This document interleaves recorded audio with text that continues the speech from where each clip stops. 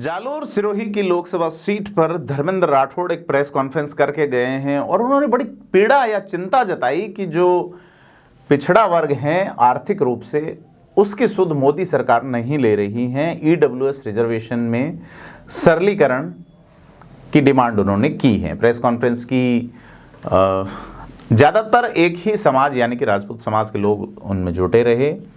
जो विधायक हैं एकमात्र राजपूत कांग्रेस से विधायक समरजीत सिंह भी उस कार्यक्रम में मौजूद रहे। इससे पहले धर्मेंद्र राठौड़ समरजीत सिंह के घर भी जाके आए और उनकी जो माताजी हैं जिनका स्वास्थ्य नासाज हैं जसवंत कंवर, उनसे भी मुलाकात की। जसवंत कंवर जालोर की जिला प्रमुख रह चुकी हैं 2010 से 15 के बीच में, तो जब अशोक गहलोत की सरकार थी और समरजीत सिंह विधायक नहीं बन पाए थे। यह जो है चीज़ें कि धर्मेंद्र राठौड़ बड़ी देरी से आए हैं ईडब्ल्यूएस को लेके, और क्या इसके आउटकम हैं इस पे बात करेंगे आज, और क्या उसके असर पड़ सकते हैं लोकसभा सीट पे। वैभव गहलोत को लेकर वो इतने चिंतित क्यों हैं। पुखराज पाराशर जो उनके बराबर के साथी हैं, लेफ्ट और राइट हाथ माने जाते हैं दोनों, वो क्यों नाखुशी जैसी स्थिति दिख रही है धर्मेंद्र राठौड़ की उनके किले में एंट्री पे। तमाम चीज़ों पे बात करेंगे। नमस्कार, मैं प्रदीप हूँ, आप थिंक 360 देख रहे हैं। आपको हम लगातार अपडेट कर रहे हैं इस सीट पे। इसकी वजह है कि बड़ा पिछड़ा इलाका है, कोई सुध नहीं लेता, कोई सोचता नहीं, कोई बात नहीं करता। ऐसे में हम लगातार बात कर रहे हैं कि उस इलाके के लोगों की ओर आपका ध्यान जाना चाहिए। महात्मा गांधी कहते थे लोकतंत्र की खूबसूरती यह होनी चाहिए कि अंतिम कतार में खड़े व्यक्ति को आप देखें और उसके बारे में नीतियां बनाएं, ऐसा देख के, ऐसा सोच के कि उस व्यक्ति को कितना लाभ मिल रहा है आपके निर्णय से। आपको जान के हैरत होगी, सरकारें नहीं देखती। स्कूलों की संख्या देख लीजिए, चिकित्सक जनसंख्या अनुपात देख लीजिए, मेडिकल फैसिलिटीज़ देख लीजिए, लिटरेसी देख लीजिए, तमाम चीज़ें, इंडस्ट्री, रोजगार, मैं लगातार इस पर बात कर रहा हूँ। इश्यू यह है, इश्यू यह नहीं है कि जनता द्वारा नकारे जाने वाले पूर्व मुख्यमंत्री के बेटे को जब जोधपुर ने नकार दिया तो उसे जालोर भेज दिया जाए। जिताए नहीं जिताए, टिकट देना नहीं देना पार्टियों का काम है, जिताना नहीं जिताना जनता का काम है। लेकिन क्या इनके आने से जालोर जो है वो चमन हो जाएगा, या इनके नहीं आने से जालोर जो है वो रूखा सूखा ही रह जाएगा। देश के एक बड़े कद्दावर नेता, पिछले दिनों उनका निधन हो गया, बूटा सिंह यहीं से सांसद रहे थे, और बूटा सिंह के सांसद रहने के कारण ही यह लोकसभा सीट जो है वो पहचान पाती रही। जालोर कौन सा, बूटा सिंह वाला, देश के गृह मंत्री रहे। स्थिति यहाँ की नहीं बदली। यहाँ के लोग जो हैं आज भी 10वीं 12वीं पढ़ पाते हैं, मुश्किल से पढ़ना चाहते हैं वो भी, और मजबूर होते हैं मजदूरी करने के लिए, दिशावर में जाने के लिए। यहाँ इंडस्ट्री है ग्रेनाइट जैसी बड़ी इंडस्ट्री, लेकिन ड्राई पोर्ट की ओर ताक रही हैं कि उनको एक्सपोर्ट में किस तरह से मदद मिल सके। सरकारें नहीं सोचती, केंद्र की हो, राज्य की हो, किसी पार्टी की हो, जबकि यह जिला बहुत सारा रेवेन्यू देता है मिनरल्स में, ग्रेनाइट में, तो उसके बावजूद इन दोनों ही जिलों को लेके ज़्यादा गंभीरता नज़र नहीं आती। ऐसे में पॉलिटिशियंस जो है वो यहाँ के जो सीधे साधे लोग हैं, उनकी जो गर्म आह निकलती हैं उनके कलेजे से, उस पर अपनी रोटियां सेकने से नहीं चूकते। तो ऐसी ही रोटियां सेकने की कोशिश धर्मेंद्र राठौड़ और उनकी कंपनी करने के लिए जालोर पहुंची। उन्होंने एक प्रेस कॉन्फ्रेंस की और यह कहा ईडब्ल्यूएस के साथ बड़ा अन्याय हो रहा है। एक पत्रकार ने जब पूछा कि साहब आप सिर्फ राजपूतों के साथ ही हो रहा है क्या, तो वहाँ एक वकील सुरेंद्र दवे, नैन सिंह राजपुरोहित, जो कि राजपुरोहित समाज से, ब्राह्मण समाज से थे, उन्होंने कहा कि नहीं, सभी समाजों के लोग हैं। तो प्रतीक रूप में वो जो लोग आए, कुल मिला के एक तो कांग्रेस से इतर कोई नेता नहीं पहुंचा, सामाजिक लोग नहीं थे उस प्रेस कॉन्फ्रेंस में, लिहाजा न तो यह कांग्रेस का कार्यक्रम था और न ही यह राजपूत समाज का कार्यक्रम था। ऐसे में कुल मिला के लोकसभा टिकट के आधार वाला यह आयोजन रहा कि वैभव गहलोत को किस तरह से एडजस्ट किया जाए। क्या अशोक गहलोत ने धर्मेंद्र राठौड़ को यहाँ भेजा है कि आप जाइए, सर्वे कीजिए, लोगों को मैनेज कीजिए, या धर्मेंद्र राठौड़ खुद ही आ गए, वैसे जैसे कि भवानी सिंह राजावत आ गए थे जालोर के अंदर 2018 में कि वसुंधरा राजे का विरोध हो रहा है, और बिशनगढ़ की एक सभा में वसुंधरा राजे ने उन्हें फटकारते हुए कहा कि आप जाइए महाराज, अपने इलाके में जाके और वोट मांगिए लोगों के लिए, जनता को हमारे पक्ष में कीजिए, बात कीजिए।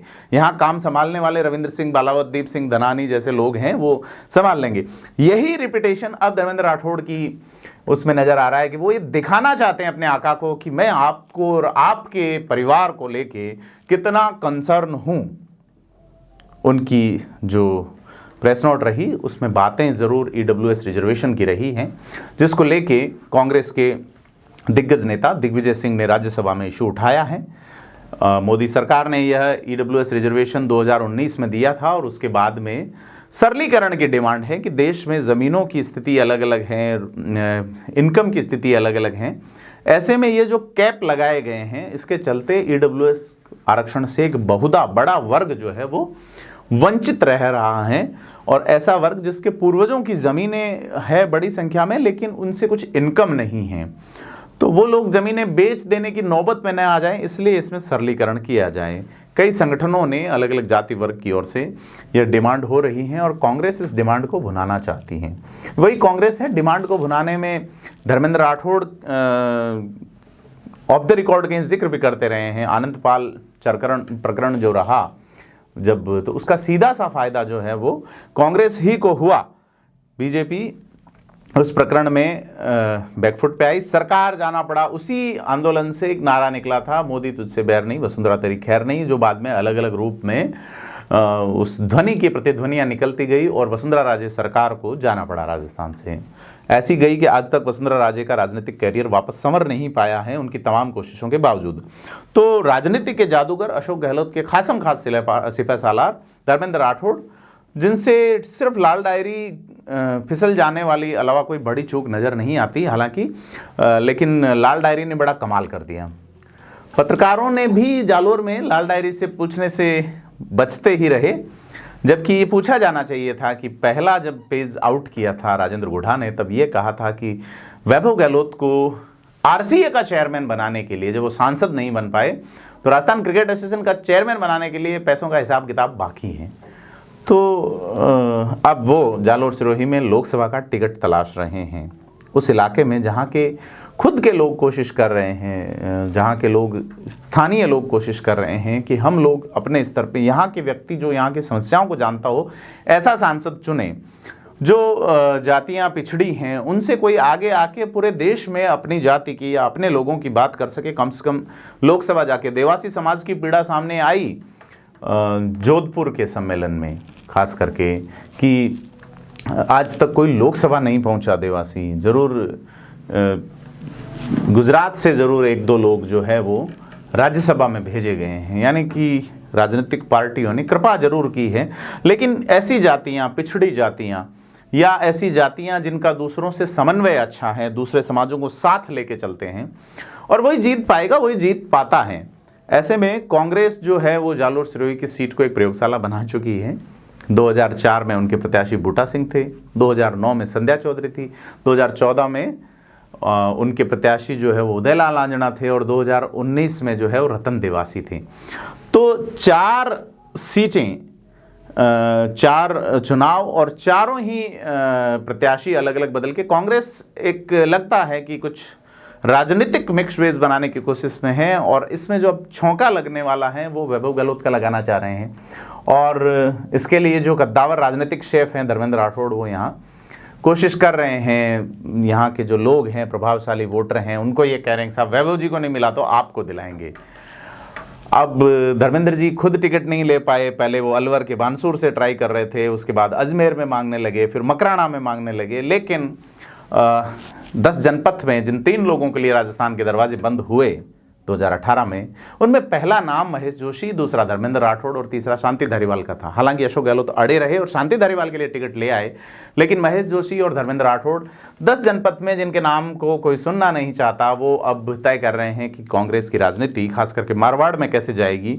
यह आपको देखना होगा, खास करके जालोर सिरोही के लोगों को देखना होगा। वहाँ राजनीतिक प्रतिबद्धता ऐसी नहीं है कि कोई व्यक्ति बाहर का आए, जीते और फिर पीछे लोग उनके नाम पे कुछ लोग मज़े करते रहें और लोगों की समस्याएं वहीं पड़ी रहे, या उससे पीछे चली जाए जहां अभी हैं।